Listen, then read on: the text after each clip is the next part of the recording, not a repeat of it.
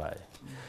A very good morning if you're just joining us, and of course we do appreciate those that give us company and have been with us right from 6:30 when Morning at NTV goes on air. We are now taking note of the fact that All Saints Cathedral in Kampala, that is the home of the Diocese of Kampala of the Church of Uganda, is celebrating 50 years.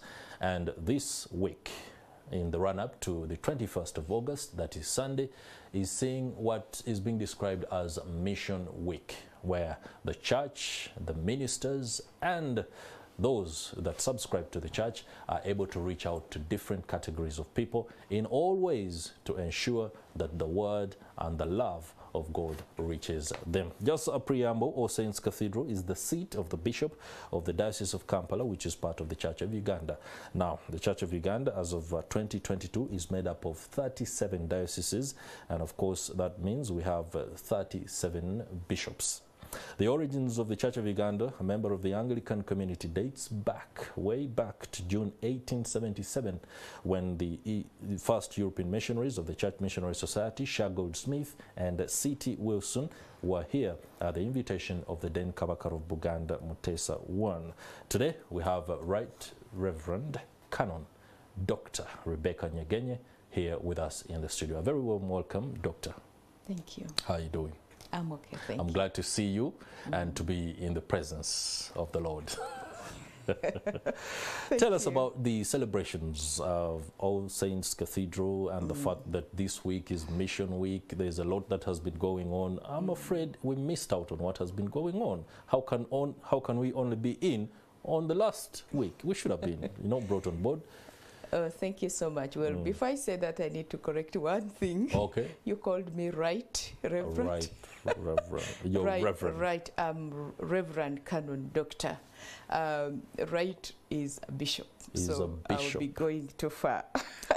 Yeah, there you but are. Thank you very much for the correction. Yeah, much appreciated. But I have to say that a lot has been going on at the Diocese of Kampala since the time that we started talking about this Jubilee celebration, so celebrating the 50 years. Yeah. And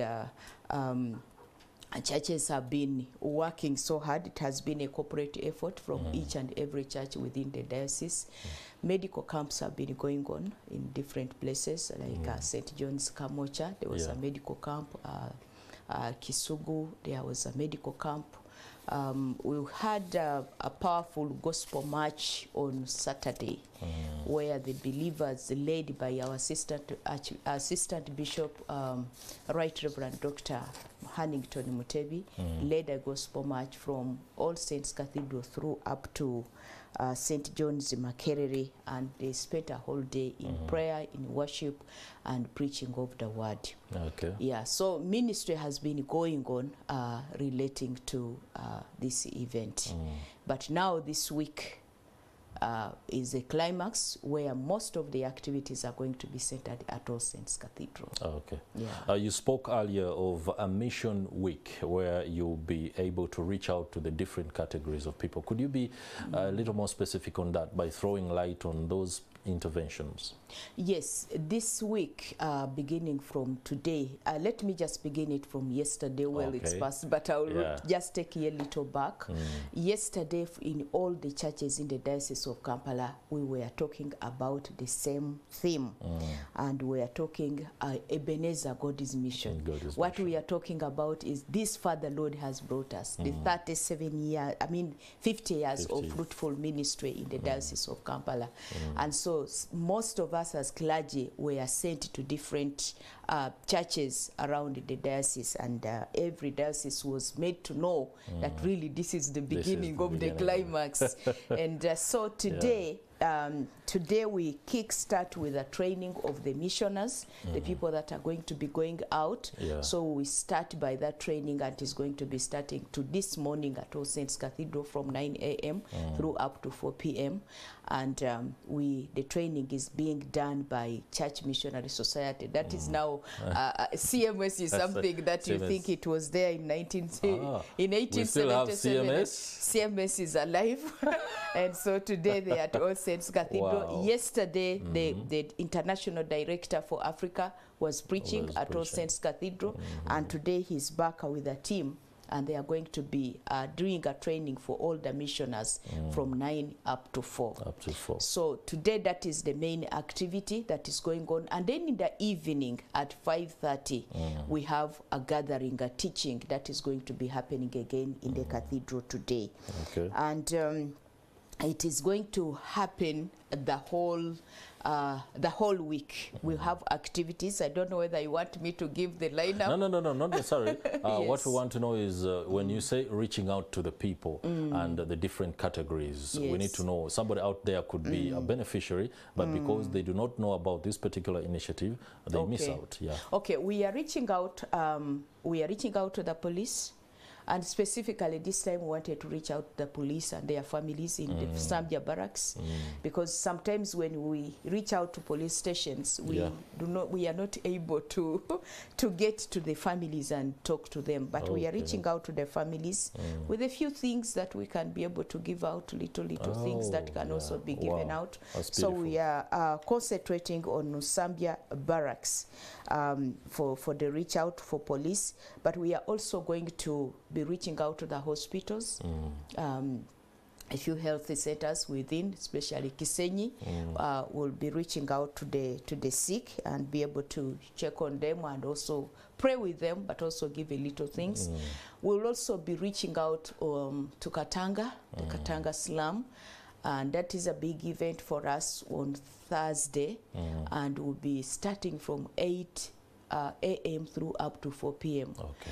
And so we're going to be there. We're going to be led by Archbishop, the Most Reverend Dr. Samuel Stephen Kazimba, and we'll spend most of our time in Katanga region, reaching out, of course, with the gospel, speaking to people, but also giving out little things for their welfare. Wow, there you have it. If you are a resident of Katanga, that is the residential area, low urban poor residential area between Mulago and Wandegea, and of course also Higenyi, but also the police in Zambia barracks, no doubt you can be looking out to a fruitful week with regard to the All Saints Cathedral and the celebrations of 50 years.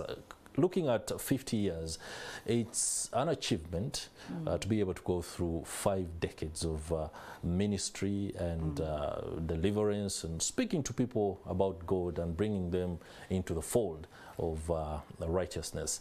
I want you to take us through what it has been like for the church, especially when it comes to making inroads into society and ensuring that you are a beacon of hope, morality, and being able to be the North Star for the person out there.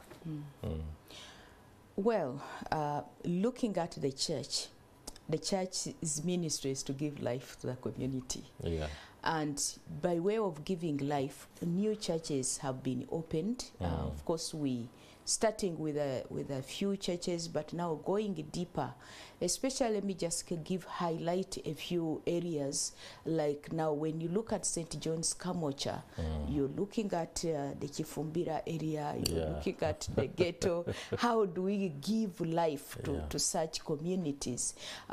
We have a church just in the middle of it's called St. James, and that church where it is located, you are able to access people who could not have been able to access a church. And so you reach out to those people and be able to give them hope in a hopeless situation where nobody can be able to reach their homes. The church is able to reach homes. And you look at a place now, like for example, we are talking about Katanga. We have a church called St. Peter's Wandegea, which is located in Wandegea, but it is area of operation is Katanga. Yeah, it has Katanga is part of its area. And so going into that slum, sometimes you would want to go to that, you wouldn't want to go to that slum. But you know, for the gospel, you know that these are children of God, and That's you have right. to give them hope and life. A place like Namuwongo, where we have churches, you have we have a church in Wabigalo, where you wouldn't want to go, but people are there, and they are children of God. Yes. So talking about the Diocese of Kampala and giving hope, giving life to the people, it has been something. And slowly trying to open up schools, which also give hope to the hopeless children. Like we have the school in Namuwongo, we have a school in Kalerwe. When you enter Kalerwe, I think one of the activities that could have happened vividly is when the Archbishop went with a team of clergy and other community members to Kalerwe to do the cleanup. Yeah. So all that is just a part and parcel of giving hope to the people, but also we have compassion ministries in our churches, and these compassion ministries have been able to restore hope and also give foodstuffs and participate in educating children. We have educated children through up to university level, and so that has really is a milestone that we can look at and say over the 50 years we've really given hope to many hopeless people. Okay. Yeah. Well, thank you very much for that information. Now, as an institution, I would be remiss to say you do not face challenges. Yeah, there are challenges that you face as an institution, All Saints Cathedral, but even the greater Church of Uganda, and how you deal with them impacts on your ability to offer the kind of ready and soulful ministry, so to speak. You wouldn't perhaps love to go into the challenges or the problems that you face and how you're solving them, but the COVID-19 pandemic presented one of the most significant obstacles to congregation, and we know exactly how things went on. To this day, that impact is still being felt. I do not know whether you have returned to full congregation right now at All Saints Cathedral. If not, how is it being done? How has technology helped the spread of the word and the ministry of the church? Yes, you're right. COVID-19 has posed a great challenge to the church. We are still working to full capacity. I can't say we have gone back to full capacity because some people are still skeptical. They are not sure whether it is still safe to be in church. Some people have not returned. But I could say 3/4 have already returned to church, and we are moving forward. But it was a big challenge when we went through that situation, and walking back at this journey. I think we can look back and say that there were so many lessons that were learned. But as we are saying, that technology has really been something, and I could commend NTV for having put us out there actually during that time of COVID-19 when our people could not come to church. But because of being on air, we were able to reach out to so many people, even those who did not know that we were existing. So technology has helped us to be on the map wider than it has ever been before. And we are still, actually it has now moved us to a level that every service now is online, much as we might not be on television, but at least on YouTube, on Zoom, we are always there, and it has moved us to a certain level. And of course, the major challenge that we got into was a financial challenge, that now we do not have to collect the offertory every Sunday, and that was a big challenge for us. But we are getting back to restoration, but we've also been able to learn. We're getting to learn more skills of saving and in case of another crisis to be able to sustain ourselves. Yes. All right, that's very good, and the ability to be able to evolve with the times is something that is commendable on the part of the church. Now, allow me ask how the model for the gospel well fits within the community that you are pastoring to. There are those who believe, and it's a controversial question, it could be an uncomfortable one, there are those who believe that churches do offer collective enthusiasm to individual prayer, and that individual prayer can be achieved even without going to the church. And the challenges, the technology that COVID brought, it ensured that people, well, were able to interface with church pastors, ministers, without necessarily. Do you think people must understand that and live to it? Because there are those like me who know church as church. You must go to church, you know? How would you respond to that? I want to respond to that by saying that church is fellowship. Fellowship. It is fellowship. Wow. People can stay as individuals, but church is fellowship. So people need to come back to fellowship. Yes, you can have individual prayer, which is very important, but church is fellowship. All right. What is your stand on the current trend of what can be described by some as a general degradation of morals in society? Do we have a targeted approach on how we minister to the people to ensure that there is a return to, you know, well-meaning lives, lives where people do not disregard, you know, basic aspects of morality, abuse of children, abuse of human rights? How vocal or what kind of language is being put out there to ensure that some of the things are held? Are you putting government to task when it comes to human rights and everything like that? It might be difficult for me to say we are putting government to task, but we are playing our role as church. Yeah. When you get to church, we have so many ways in which we are reaching out to the young people. At least you'll find that every church in the Diocese of Kampala, we have a youth pastor, or at least a youth leader, a youth ministry, a teens church, a children's church, and nurturing a child from could say 0 years and bringing them up to a certain age, you know that you have invested in the child. And so what we are doing as much as possible is to invest in our children while they are still young. When we have confirmation classes, we try our level best to be able to invest in the children.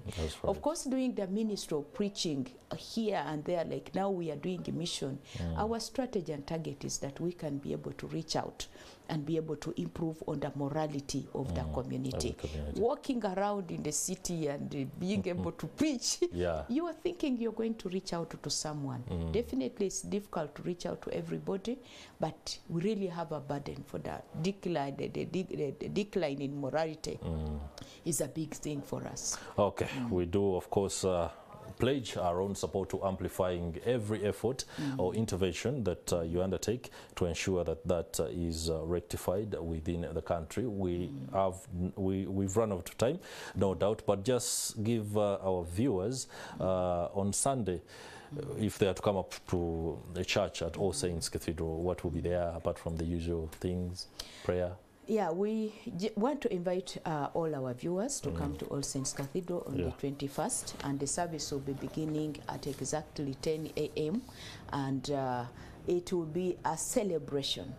A great celebration. I can't tell them the components, but it's a service of celebration, jubilation, and thanksgiving to the Lord. So they are all welcome to come and join us at All Saints Cathedral in the new sanctuary. All right, Reverend Canon Dr Rebecca Nyegenye, many thanks for joining us, and thanks for the insight and for ensuring that, well, the morning show today, we are in the presence